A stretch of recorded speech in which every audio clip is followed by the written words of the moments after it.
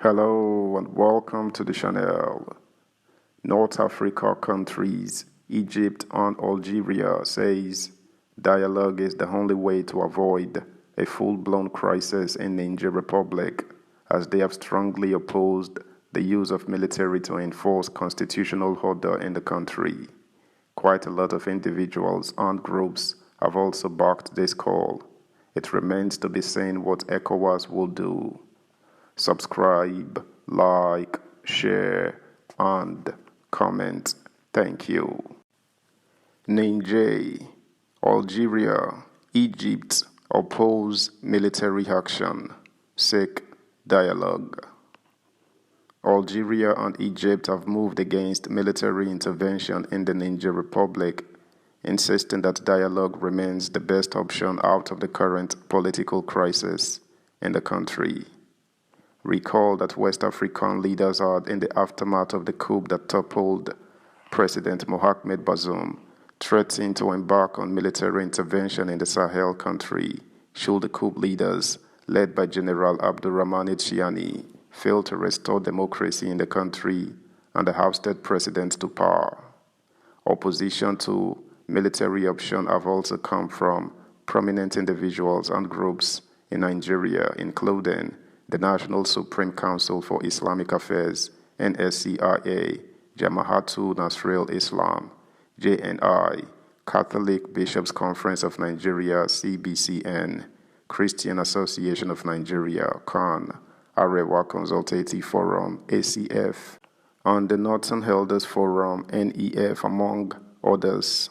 While also advocating dialogue to resolve the crisis in Niger, they contended that any military operation in the country could create problems for Nigeria, being its closest neighbor. This is even as indications emerged yesterday that over 7,000 migrants are currently stranded in Niger as a result of border closures. To find a solution to the lingering problem, the Algerian president, Abdelmadjid Tebboune, has dispatched the foreign minister Ahmed Attaf to visit Nigeria, Benin Republic, and Ghana. The foreign minister, who started a tour yesterday, is to hold consultations with his counterparts in ECOWAS countries with a mandate to make a case for diplomacy rather than military intervention. Algeria, which shares a 1,000-kilometer, 600-mile-long land border with Niger, had previously warned against a military solution, which Tebboune said would be a direct threat to his North African country. He said, "There will be no solution without us, Algeria. We are the first people affected. The African Union suspended Niger on Tuesday until civilian rule is restored, and also said it would assess the implications of any armed intervention." Algeria also shares borders with Libya and Mali, both in the throes of years-long conflicts. Niger is the fourth nation in West Africa since 2020 to suffer a coup, following Burkina Faso, Guinea, and Mali. The juntas in Burkina Faso and Mali have said that any military intervention in their neighbor country will be considered a declaration of war against their countries.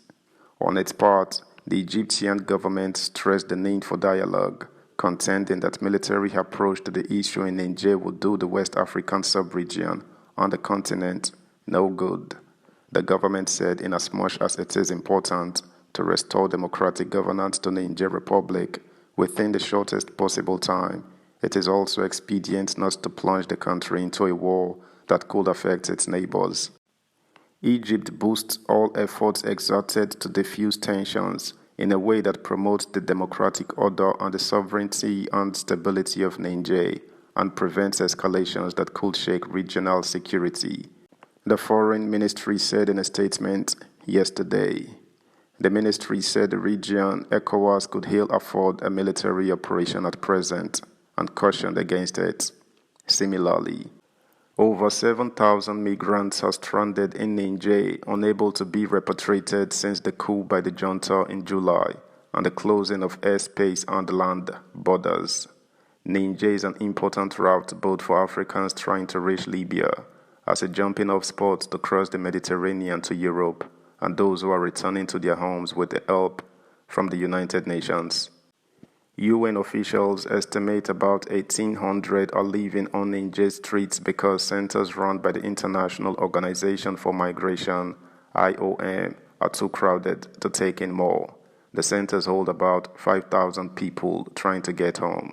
The UN agency had been assisting approximately 1,250 people a month to return to their countries this year after failing to cross the Mediterranean into Europe. But the closure of borders and airspace, according to Paola Pace, acting interim chief of mission for the agency in Niger, has forced it to temporarily suspend returns, and its centers are now jammed at 14% over capacity. This situation poses challenges for migrants, as migrants staying in these centers may experience heightened stress and uncertainty with limited prospects for voluntary return and already crowded facilities, she said. Pace expressed worries the stall in the transiting of Africans seeking to get home could increase exploitation of vulnerable people by traffickers and smugglers who normally focus on individuals trying to migrate to Europe. The shelters are helping people who are making their way home rather than would-be migrants heading to Europe, a northern flow that has seen more than 100,000 cross the central Mediterranean to Italy so far this year, according to Italy's Interior Ministry. Subscribe, like, share, comment, and please turn the notification bell on. Thank you. COOPI, an Italian aid group that provides shelter for migrants in Niger's northern town of Asamaka, near the border with Algeria, said since the coup in Niger, an additional 1,300 people have entered its center trying to return home. The COOPI assists the UN in hosting people, but has warned that it would run out of food and water if the borders don't open soon. Not only are migrants unable to leave, but aid groups are also unable to bring in food and medical supplies. Morena Zukeli, head of mission for COOPI in Niger, said it had only enough food stocks to last until the end of August, while its funding would run out at the end of September, creating humanitarian crisis. If the situation doesn't change, we can't guarantee things will continue running, she said. Before the coup, Niger worked with the European Union in trying to slow the flow of migrants north to Libya and Algeria.